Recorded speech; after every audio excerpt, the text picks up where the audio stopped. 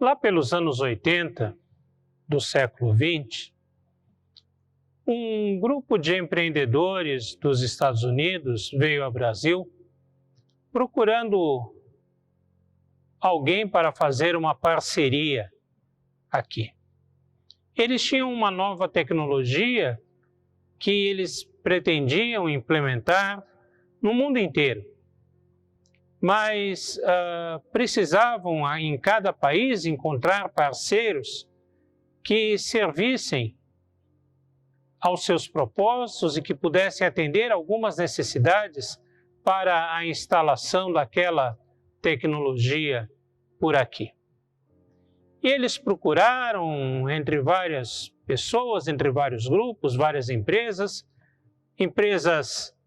da economia privada, empresas públicas, empresas sociais ou organizações sociais, e ninguém se interessava, apesar de achar aquela tecnologia curiosa, interessante, alguma coisa que pudesse ser bacana assim, mas não via um futuro naquilo, era uma coisa que parecia fantasiosa, parecia sem aplicação prática. Até que um grupo de pesquisa, um grupo de fomento à pesquisa aqui do estado de São Paulo, resolveu assumir para que pudesse dar uma chance àquela tecnologia, àquele propósito. Pois bem, esse empreendimento que eles traziam para o Brasil, como para o mundo todo, chamava-se internet. E eles precisavam de um grupo, de alguém que se dispusesse a registrar os domínios da internet aqui no Brasil. E não encontravam ninguém, e ninguém se dispôs, porque ninguém via futuro na internet. E como é que nós poderíamos hoje viver sem a internet? Como ser adolescente ou jovem no século XXI sem os celulares 4, 5G, sem as redes sociais, sem os sites de pesquisa, de busca de informação e tantas outras coisas que temos à nossa disposição? Pode-se criticar a falta de visão, a falta de percepção estratégica dos brasileiros neste ponto. Mas o fato é que muitas e muitas pessoas, em muitos e muitos contextos, perdem grandes oportunidades porque não perceberam o que estava acontecendo com eles naquele exato instante. Um grupo de samaritanos, por conta do seu preconceito, por conta das tradições e rivalidade que tinham com a Judéia e com Jerusalém, perderam a oportunidade. Um grupo de samaritanos perdeu a oportunidade de hospedar Jesus Cristo, de ter Jesus Cristo na sua aldeia, nas suas casas, por uma noite que seja. Mas que honra, que prazer seria esse! E aconteceu que, ao se completarem os dias em que devia ele ser assunto ao céu, manifestou no semblante a intrépida resolução de ir para Jerusalém e enviou mensageiros que o antecedessem. Indo eles, entraram numa aldeia de samaritanos para lhe preparar pousada, mas não o receberam, porque o aspecto dele era de quem decisivamente ia para Jerusalém. Vendo isto, os discípulos Tiago e João perguntaram: Senhor, queres que mandemos descer fogo do céu para os consumir? Jesus, porém, voltando-se, os repreendeu e disse: Vós não sabeis de que espírito sois, pois o Filho do Homem não veio para destruir as almas dos homens, mas para salvá-las. E seguiram para outra aldeia. Lucas 9, 51 a 56.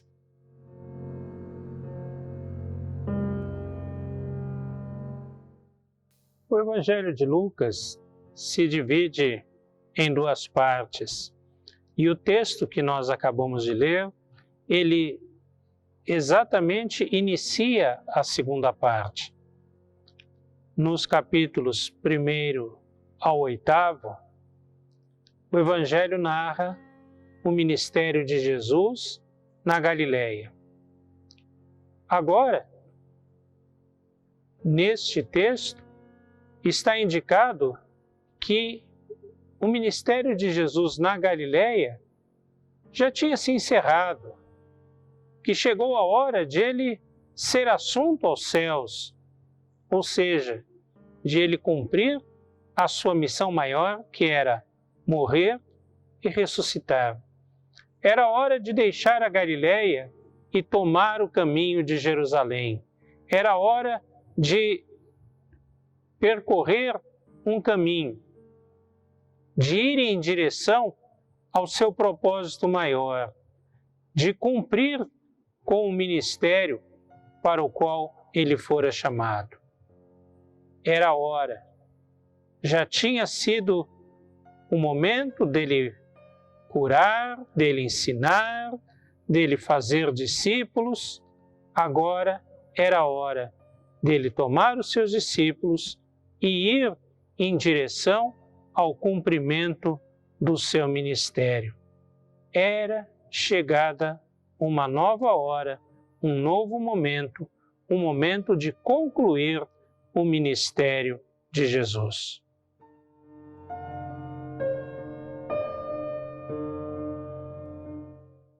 O novo momento no ministério de Jesus é o momento do caminho para Jerusalém.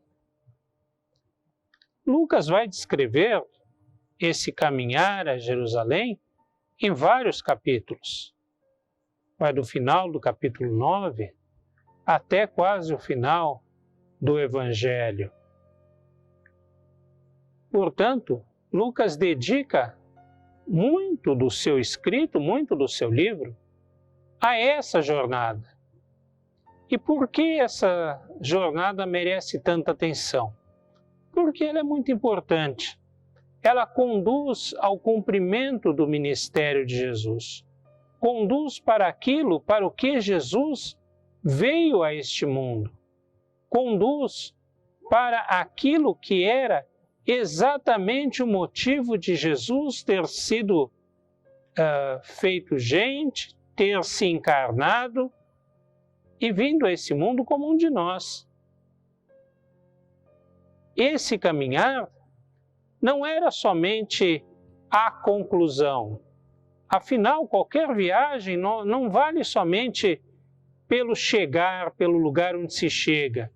A viagem vale também pelo caminho que se percorre e pela beleza do caminho que se percorre. Assim, a viagem, a jornada de Jesus a Jerusalém também é válida por si mesmo, pelo caminhar dela mesma.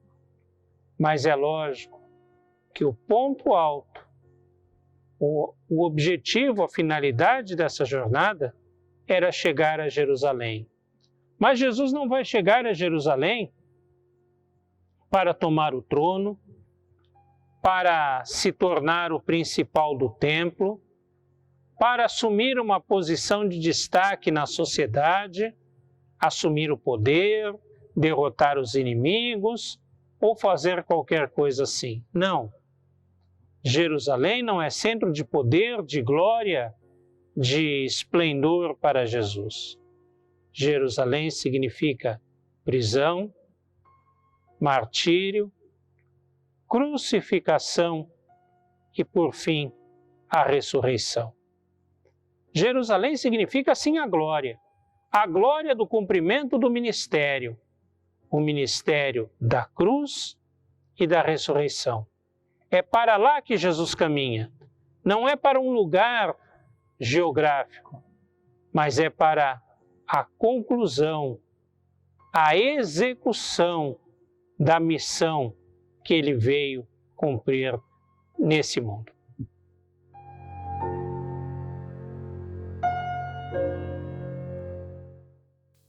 Jesus então toma o caminho para Jerusalém. O caminho desde a Galiléia até Jerusalém não é um caminho curto, nem fácil. São centenas de quilômetros, percorridos em mais de um dia, porque um dia só não é suficiente, principalmente quando se caminha, quando se anda de uma região a outra. Além disso, o caminho é perigoso. Tem animais, tem bandidos, é tortuoso, é íngreme, é difícil de percorrer. Por isso, é preciso ter apoio no transcorrer do caminho para conseguir percorrê-lo totalmente. Jesus manda então 2 dos seus discípulos como mensageiros à frente, para que entrem numa aldeia e peçam para que sejam acolhidos, para que sejam ali hospedados, para que encontrem ali descanso, alimento, segurança, para passar a noite e no dia seguinte poder continuar o seu trajeto. Jesus envia 2 mensageiros, diz o texto. A palavra grega é anjos, ângelos, da onde vem a palavra anjos. Ou seja, Jesus envia 2 dos seus discípulos como anjos a anunciar a sua chegada. O trabalho dos discípulos nada mais é do que ir à frente, anunciar que o Mestre vem e convidar as pessoas a que abram as suas casas para que recebam no seu interior o Mestre. É pedir que as pessoas abram as suas vidas para receber o Mestre e dar lugar a Ele junto a si. Esse é o trabalho dos discípulos, anunciar que o Mestre vem e convidar as pessoas para que o recebam em suas casas.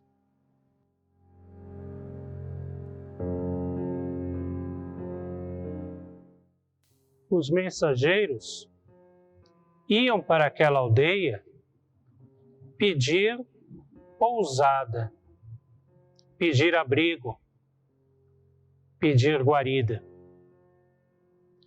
Essa situação era muito comum e muito importante na antiguidade. Nós vemos vários casos na Bíblia em que isso demonstrava uma prática comum naquela sociedade. Afinal, naquele tempo, não existiam estradas, não existiam hospedarias, hotéis, não existia transporte fácil, as pessoas tinham que ir andando e com isso as jornadas eram muito mais longas, muito mais demoradas, não se conseguia ir tanto longe no mesmo dia. Por isso, era muito importante e muito comum na sociedade naquele tempo que as vilas, as cidades, as casas, as pessoas oferecessem abrigo para um viajante, para um estrangeiro que chegasse às suas portas. Era comum que o viajante ou os viajantes chegassem, e não eram tantos assim, mas eles chegavam nas vilas, nas aldeias, nas cidades, iam e se sentavam na praça.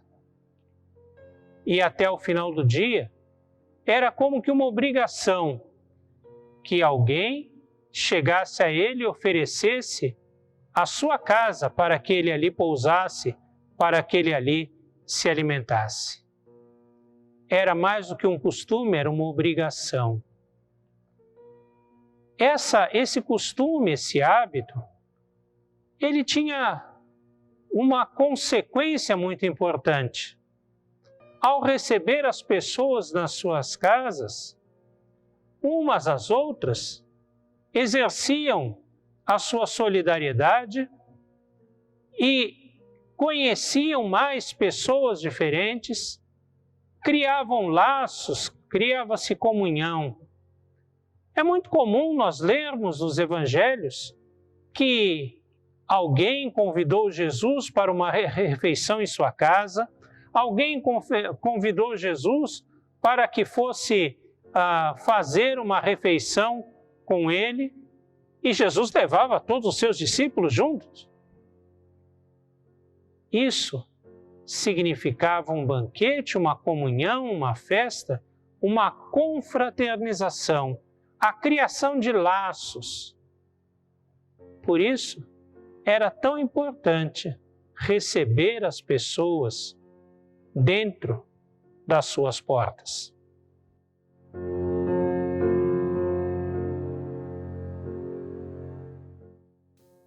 Os samaritanos recebem os mensageiros de Jesus. Olham para eles e o que vem.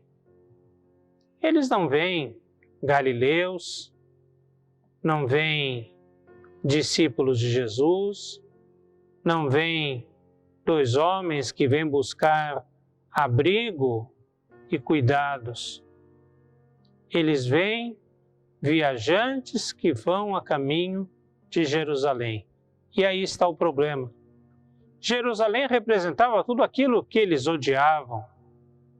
Havia um ódio recíproco entre judeus e samaritanos. Se odiavam mutuamente, se rejeitavam mutuamente, um para o outro não tinha valor. E aquele ódio e aquele preconceito fala mais alto do que a necessidade daqueles que procuravam os samaritanos. Aquele preconceito cala no coração dos samaritanos mais do que as leis, as normas, os costumes de solidariedade, da necessidade de dar abrigo, da necessidade de acolher aqueles que buscavam pousada dentre seus muros. O preconceito fala mais alto. O preconceito mostra a eles que ali estavam viajantes em direção a Jerusalém.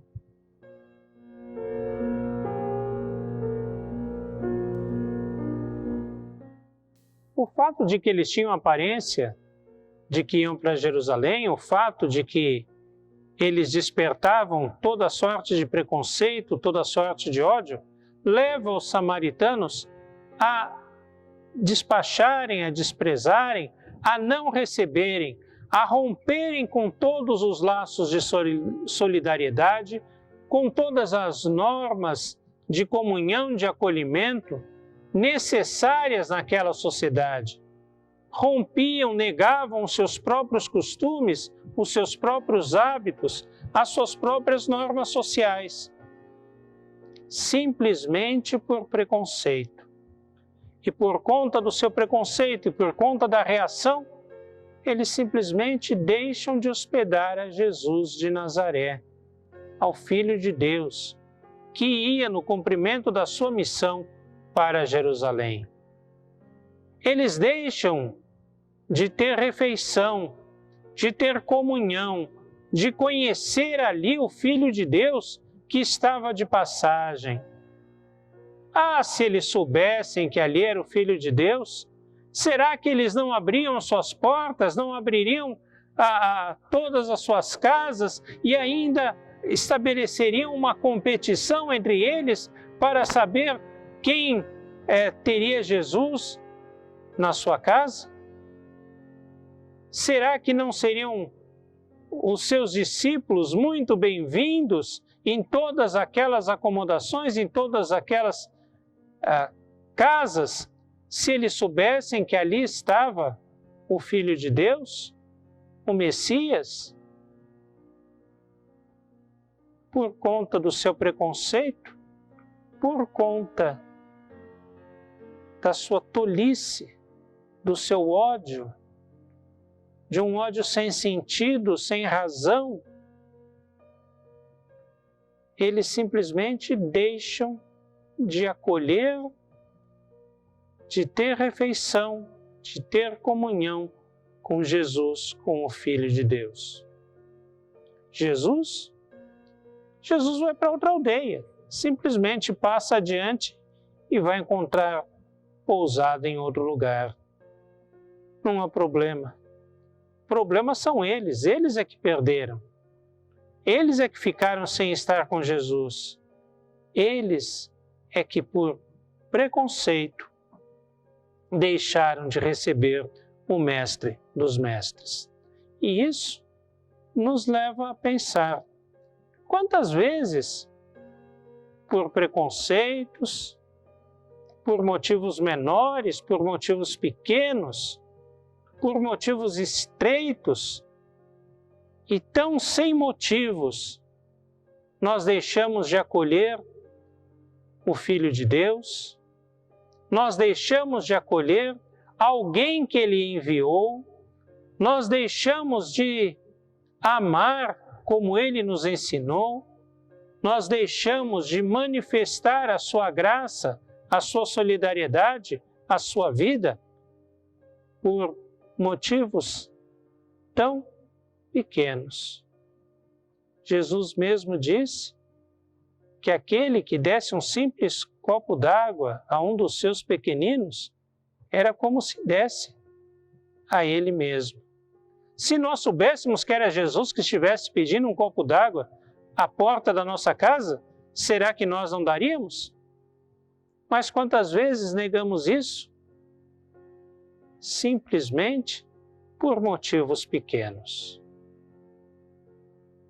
Assim como os samaritanos, muitas vezes perdemos a oportunidade de ter Jesus em nossa casa, em nosso coração, em nossa comunhão, por motivos pequenos, estreitos.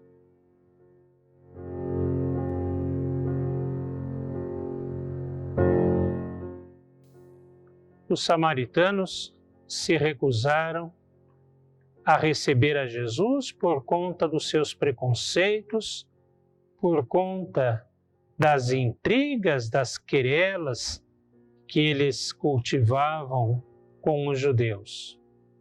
Perderam uma grande oportunidade. Os discípulos, por sua vez, também mantiveram o seu preconceito e pensaram ou desejaram até destruir aquela vila, aquela aldeia, simplesmente porque eles não os receberam. Quantas oportunidades perdidas aí, dos samaritanos por um lado, dos discípulos em fazer o bem por outro. No entanto, em Jesus, aqueles que são discípulos dele, aqueles que são discípulos de Jesus, tomam com ele o caminho para Jerusalém. O caminho para Jerusalém não é o caminho da glória, o caminho do trono, o caminho da manifestação de poder e força, mas é o caminho da cruz. É o caminho de entregar-se em favor do outro, de negar-se a si mesmo, de tomar a cruz, carregar a cruz para alcançar a ressurreição. Os discípulos de Jesus são aqueles que vão à sua frente, anunciando que o Mestre está chegando, que o Mestre vem e convidando as pessoas a abrirem as suas portas, a abrirem as suas casas para recebê-lo. E recebendo o Mestre que vai para a cruz, recebendo Jesus que caminha para Jerusalém, que caminha para a cruz. Que sejamos nós também discípulos, a anunciar que Jesus vem, a convidar as pessoas a abrirem as suas casas, a abrirem as suas vidas para receberem o Mestre. Nisso, é preciso se despojar de todo preconceito, de toda maldade, de todo sentimento que nos separa de alguém que nos pareça estranho. É preciso receber o nosso irmão, receber o nosso próximo, pois recebendo um estranho, podemos estar também recebendo ao próprio Jesus. Amém.